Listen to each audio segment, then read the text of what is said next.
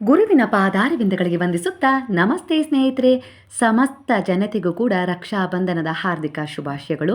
ರಕ್ಷಾಬಂಧನ ಅಂದರೆ ಅಣ್ಣ ತಂಗಿ ಒಂದು ದೃಢವಾದ ಸ್ನೇಹದ ರಕ್ತ ಸಂಬಂಧ ಅಂತಲೇ ಹೇಳ್ಬೋದು. ಇಂತಹ ಒಂದು ಶುಭ ದಿನ ರಕ್ಷೆಯ ವಿಶೇಷ ಪರ್ವದಿನ ಅಂತ ಹೇಳಿ ಅನಿಸ್ಕೊಂಡಿದೆ. ಇಂತಹ ರಕ್ಷಾಬಂಧನ ಬರ್ತಾ ಇದೆ 2026 ಆಗಸ್ಟ್ ತಿಂಗಳ 28ನೆಯ ತಾರೀಕು ಶುಕ್ರವಾರ. ಈ ದಿನ ಚಂದ್ರಗ್ರಹಣ ಕೂಡ ಇದೆ.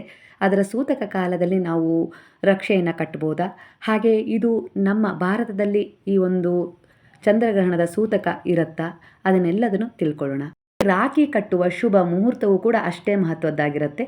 ಹಾಗಾಗಿ ಈ ದಿನ ಅಂದರೆ ಈ ವರ್ಷದ ಈ ದಿನ ಒಂದು ಶುಭ ಮುಹೂರ್ತ ಯಾವುದಾಗಿರುತ್ತೆ ಅದನ್ನು ಕೂಡ ತಿಳ್ಕೊಳ್ಳೋಣ. ಈ ಬಾರಿ ರಕ್ಷಾಬಂಧನ ಬರ್ತಾ ಇದೆ 2026 ಆಗಸ್ಟ್ ತಿಂಗಳ 28ನೆಯ ತಾರೀಕು ಶುಕ್ರವಾರ ಬರ್ತಾ ಇದೆ. ರಕ್ಷಾಬಂಧನ ಪ್ರತಿ ವರ್ಷ ಶ್ರಾವಣ ಮಾಸದ ಹುಣ್ಣಿಮೆಯ ದಿನ ಬರ್ತಾ ಇದೆ.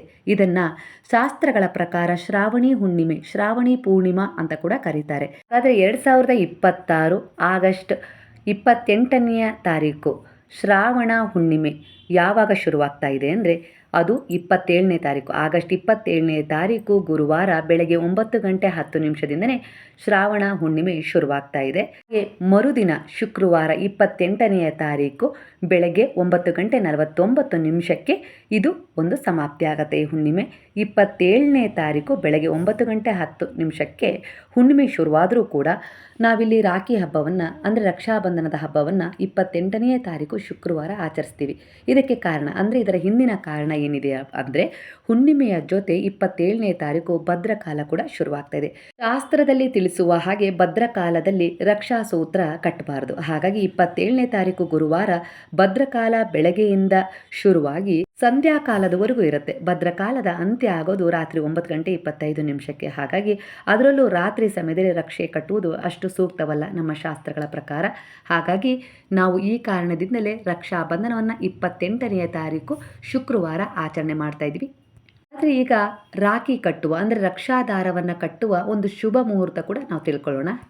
ಆಗಸ್ಟ್ ತಿಂಗಳ 28ನೆಯ ತಾರೀಕು ಬೆಳಗಿನ ಜಾವ 5:27 9:49 ಒಳಗೆ ನಾವು ರಕ್ಷಾ ದಾರವನ್ನು ನಿಮ್ಮ ಅಣ್ಣ ತಮ್ಮ ಇವರ ಕೈಗೆ ಕಟ್ಟಬೇಕಾಗತ್ತೆ. ಅಂದರೆ ನಿಮಗೆ ಸಿಗೋದು 3:52 ಕಾಲ ಮಾತ್ರ. ಅಷ್ಟರೊಳಗೆ ನೀವು ಕಟ್ಟಬೇಕು.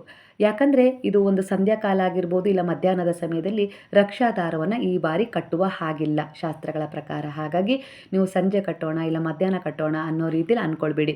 ಏನೇ ಇದ್ದರೂ ಬೆಳಗಿನ ಜಾವ 5:27 9:49 ಒಳಗೆ ನೀವು ರಕ್ಷಾ ದಾರವನ್ನು ನಿಮ್ಮ ಅಣ್ಣ ಮತ್ತು ತಮ್ಮರ ಕೈಗೆ ಕಟ್ಟೋದು ತುಂಬ ಸೂಕ್ತ ಅನ್ನೋ ರೀತಿಯಲ್ಲಿ ಬರ್ತಾ ಇದೆ. ಈ ಸಮಯದಲ್ಲಿ ರಕ್ಷಾಬಂಧನ ಕೇವಲ ಅಣ್ಣ ತಂಗಿಯರ ಹಬ್ಬ ಮಾತ್ರ ಅಲ್ಲ, ಇದು ರಕ್ಷೆಯ ಸಂಕಲ್ಪದ ಒಂದು ಪರ್ವದಿನ ಆಗಿದೆ. ಹಾಗಾಗಿ ಭವಿಷ್ಯ ಪುರಾಣದಲ್ಲಿ ಒಂದು ಕಥೆ ಇದೆ, ಸುಂದರ ಕಥೆ ಇದೆ. ದೇವತೆಗಳು ಮತ್ತು ಅಸುರರ ಮಧ್ಯೆ ಒಂದು ಯುದ್ಧ ನಡೀತಾ ಇರತ್ತಂತೆ. ಆ ಸಮಯದಲ್ಲಿ ದೇವರಾಜ ಸೋಲು ಅನುಭವಿಸುವ ಸಂದರ್ಭ ಬಂದ್ಬಿಡತ್ತಂತೆ. ಅವರು ವ್ಯಾಕುಲರಾಗಿ ದೇವಗುರು ಬೃಹಸ್ಪತಿ ಬಳಿ ಹೋಗ್ತಾರಂತೆ. ಗುರುಗಳು ಅವರಿಗೆ ರಕ್ಷೆಯ ವಿಧಾನವನ್ನು ತಿಳಿಸ್ತಾರಂತೆ.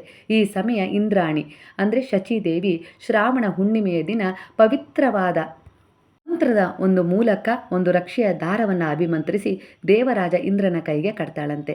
ಆ ಸೂತ್ರದಲ್ಲಿ ಅಸ್ತ್ರ ಶಸ್ತ್ರ ಯಾವುದೂ ಇರಲಿಲ್ಲ.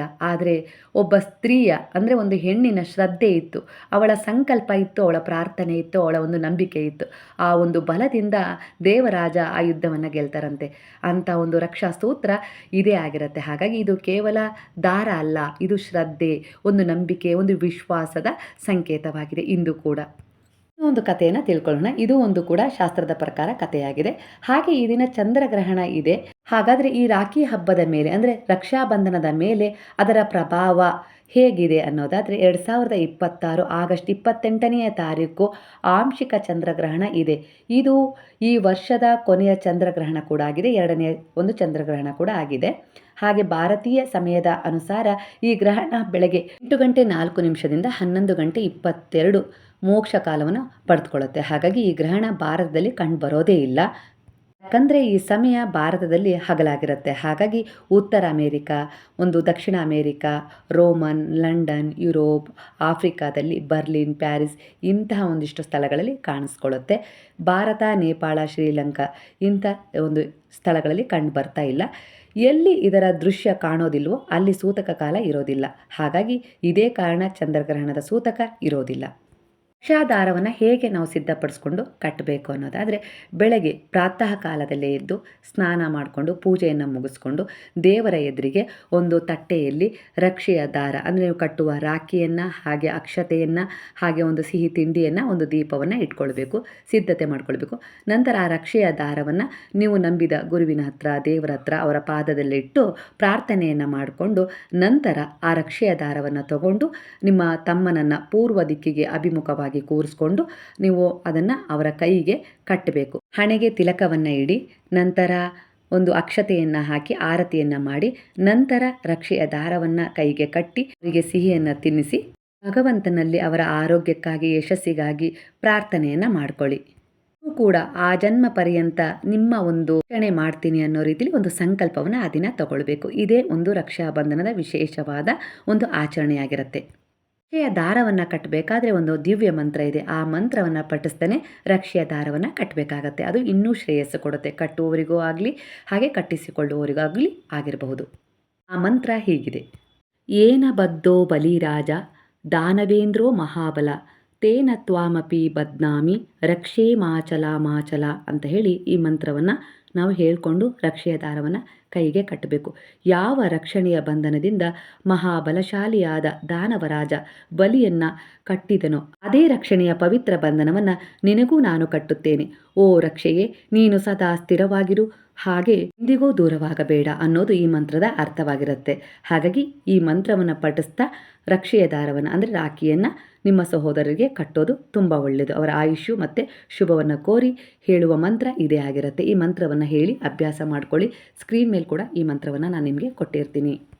ಪುರಾಣದ ಪ್ರಸಿದ್ಧ ಕಥೆಯ ಪ್ರಕಾರ ಮಹಾಬಲಿ ಚಕ್ರವರ್ತಿ ಬಹಳ ಶಕ್ತಿಶಾಲಿ ಮತ್ತು ದಾನಶೂರನಾಗಿರ್ತಾನೆ. ಅವನು ಭಗವನ್ ವಿಷ್ಣುವಿನ ಪರಮಭಕ್ತನೂ ಆಗಿರ್ತಾನೆ. ವಾಮನ ಅವತಾರದಲ್ಲಿ ಶ್ರೀ ವಿಷ್ಣು ಬಲಿಯ ಬಳಿಗೆ ಬಂದು 3 ಹೆಜ್ಜೆ ಭೂಮಿಯನ್ನು ದಾನವಾಗಿ ಕೇಳ್ತಾನೆ. ಬಲಿ ತನ್ನ ಮಾತಿನಂತೆ ದಾನವನ್ನೂ ನೀಡ್ತಾನೆ. ನಂತರ ವಾಮನನು ವಿರಾಟ ರೂಪವನ್ನು ತಾಳಿ 2 ಹೆಜ್ಜೆಗಳಲ್ಲಿ ಭೂಮಿ ಮತ್ತು ಆಕಾಶವನ್ನು ಅಳೆಯುತ್ತಾನೆ. 3ನೇ ಹೆಜ್ಜೆಯನ್ನು ಎಲ್ಲಿ ಇಡಲಿ ಎಂದು ಕೇಳಿದಾಗ ಬಲಿ ತನ್ನ ತಲೆಯನ್ನೇ ಅರ್ಪಿಸ್ತಾನೆ. ಬಲಿಯ ಭಕ್ತಿ ಮತ್ತು ದಾನಶೀಲತೆಯಿಂದ ಸಂತುಷ್ಟನಾದ ಮಹಾವಿಷ್ಣು ಅವನಿಗೆ ವರವನ್ನು ನೀಡಿ ಬಲಿಯ ರಾಜ್ಯವನ್ನು ರಕ್ಷಿಸುವುದಾಗಿ ಹೇಳ್ತಾನೆ. ಭಕ್ತನ ಮೇಲಿನ ಪ್ರೀತಿಯಿಂದ ವಿಷ್ಣು ಬಲಿಯ ಬಳಿಯೇ ಉಳಿದುಬಿಡ್ತಾನೆ. ಆದರೆ ವೈಕುಂಠದಲ್ಲಿ ಮಹಾಲಕ್ಷ್ಮಿಗೆ ತನ್ನ ಪತಿ ವಿಷ್ಣುವಿನಿಂದ ದೂರವಾಗಿರುವುದು ದುಃಖವಾಗುತ್ತೆ. ಆಗ ಮಹಾಲಕ್ಷ್ಮಿಯು ಬಲಿಯ ಬಳಿಗೆ ಹೋಗಿ ತನ್ನನ್ನು ಬಲಿಯ ಸಹೋದರಿಯಾಗಿ ಪರಿಚಯಿಸಿಕೊಂಡು ಅವನ ಕೈಗೆ ರಾಖಿಯನ್ನು ಕಟ್ತಾಳೆ. ಬಲಿ ಸಂತೋಷದಿಂದ, ಸಹೋದರಿ, ನಿನಗೆ ನಾನು ಯಾವ ಉಡುಗೊರೆ ಕೊಡಲಿ ಎಂದು ಕೇಳ್ತಾನೆ. ಆಗ ಮಹಾಲಕ್ಷ್ಮಿ ತನ್ನ ನಿಜವಾದ ರೂಪವನ್ನು ತಿಳಿಸಿ, ನನ್ನ ಪತಿ ಶ್ರೀ ವಿಷ್ಣುವನ್ನು ನನ್ನೊಂದಿಗೆ ಕಳುಹಿಸಿಕೊಡಿ ಎಂದು ಕೇಳ್ತಾಳೆ.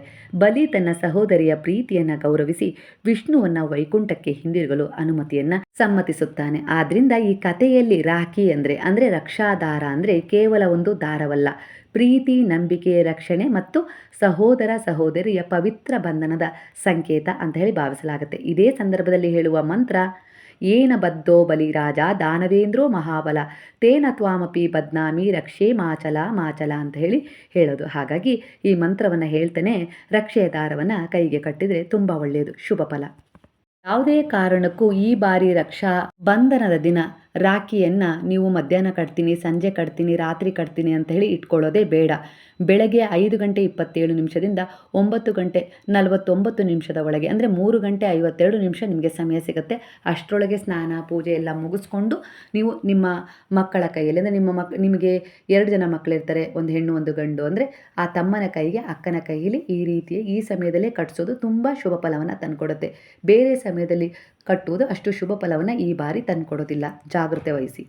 ಅಂದರೆ ಮಹಾಬಲಿಯಾದ ದಾನವೇಂದ್ರ ಬಲಿರಾಜರನ್ನು ಯಾವ ಪವಿತ್ರ ರಕ್ಷಣಾ ಬಂಧನದಿಂದ ಕಟ್ಟಲಾಯಿತೋ ಅದೇ ರಕ್ಷಣೆಯನ್ನು ನಿನಗೂ ಕಟ್ತೀನಿ, ರಕ್ಷೆ ಸದಾ ಸ್ಥಿರವಾಗಿರಲಿ ಅನ್ನೋದೇ ಈ ಹಬ್ಬದ ಒಂದು ಆಚರಣೆಯಾಗಿರುತ್ತೆ. ನಮ್ಮ ಸಾಂಪ್ರದಾಯಿಕ ಹಬ್ಬಗಳ ಆಚರಣೆಯನ್ನು ಶಾಸ್ತ್ರೋಕ್ತವಾಗಿ ಆಚರಿಸಿದಾಗ ಅದರ ಮಹತ್ವ ನಮ್ಮ ಜೀವನದ ಮೇಲೆ ಒಂದು ಒಳ್ಳೆಯ ಪರಿಣಾಮವನ್ನು ಬೀರುತ್ತೆ.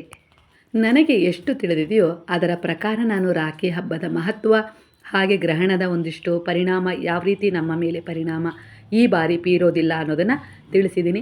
ಹಾಗೆ ಸುಂದರವಾದ 2 ವಿವರಣಾತ್ಮಕ ಶಾಸ್ತ್ರಗಳಲ್ಲಿ ಪುರಾಣಗಳಲ್ಲಿ ಇರುವ ಕಥೆಗಳನ್ನು ಕೂಡ ನಾನು ಇಲ್ಲಿ ವಿವರಿಸಿದ್ದೀನಿ. ಮಾಹಿತಿ ಇಷ್ಟವಾಗಿದೆ ಅಂತೇಳಿ ನಿಮ್ಗೆ ಅನಿಸಿದರೆ, ಯಾರಿಗಾದರೂ ಇದನ್ನು ಶೇರ್ ಮಾಡಬೇಕು ಅಂತೇಳಿ ಅನಿಸಿದರೆ ಖಂಡಿತವಾಗಿಯೂ ಶೇರ್ ಮಾಡಿ. ಹಾಗೆ ಒಂದು ರಾಖಿಯನ್ನು ನೀವು ದೇವರಿಗೆ, ಕೃಷ್ಣನಿಗೆ, ರಾಮನಿಗೆ, ಬಾಬಾರವರಿಗೆ, ನಿಮ್ಮ ಇಷ್ಟ ಗುರುಗಳಿಗೆ ಕಟ್ಟೋದನ್ನು ಮರಿಬೇಡಿ. ಪ್ರಕೃತಿ ಮಾತೆಗೂ ಕೂಡ ಈ ದಿನ ಒಂದು ರಾಖಿಯನ್ನು ಮರಗಿಡಗಳಿಗೆ ಕೂಡ ಕಟ್ತಾರೆ. ನಿಮ್ಮ ನಂಬಿಕೆಗೆ ಅನುಸಾರವಾಗಿ ನೀವೊಂದು ಹಸಿವಿಗಾಗಿರ್ಬೋದು ರಾಖಿಯನ್ನು ಈ ದಿನ ಕಟ್ಬೋದು. ತುಂಬ ಶುಭ ಫಲವನ್ನು ತಂದುಕೊಡುತ್ತೆ. ಅಣ್ಣ ಇಲ್ಲ, ತಮ್ಮ ಇಲ್ಲ, ಈ ರೀತಿ ಕೊರಗು ಬೇಡ. ಪವಿತ್ರವಾದ ಯಾವುದಾದ್ರೂ ಒಂದು ಮರವನ್ನೇ ನನ್ನ ಅಣ್ಣ, ನನ್ನ ತಮ್ಮ ಅನ್ನೋ ರೀತಿಲಿ ಅದನ್ನು ನೀವು ಸಂಕಲ್ಪದ ರೀತಿಲಿ ಈ ರಕ್ಷೆಯ ದಾರವನ್ನು ಖಂಡಿತವಾಗಿಯೂ ಕಟ್ಬೋದು. ಒಂದು ಹಸುವಿಗೂ ಕರುವಿಗೂ ಸಹ ಕಟ್ಬೋದು. ಈಗೆಲ್ಲರೂ ಸೇರಿ ಹೇಳುವ ಹರೇ ರಾಮ ರಾಮ ರಾಮ ಹರೇ ಹರೇ, ಹರೇ ಕೃಷ್ಣ ಕೃಷ್ಣ ಕೃಷ್ಣ ಹರೇ ಹರೇ, ಹರೇ ಸಾಯಿ ಸಾಯಿ ಸಾಯಿ ಹರೇ ಹರೇ, ಹರೇ ಬಾಬಾ ಬಾಬಾ ಬಾಬಾ ಹರೇ ಹರೇ, ಹರೇ ದತ್ತ ದತ್ತ ದತ್ತ ಹರೇ ಹರೇ.